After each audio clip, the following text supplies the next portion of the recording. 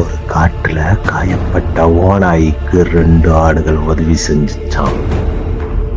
அதை பார்த்த நரி கூட்டம் அந்த ஆடுகளை வேட்டையாட பார்த்துச்சு.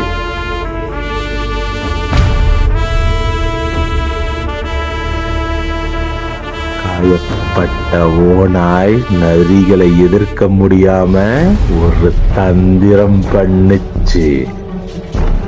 அந்த ஆட்டுக்கு புலித்தோல் கொடுத்து புலி கூட்டத்துல அனுப்பி வைக்க அந்த ஆடு புலியாவே மாற அந்த காட்டுக்குள்ள நரிக்கும் புலிக்கும் நடந்த போர்ல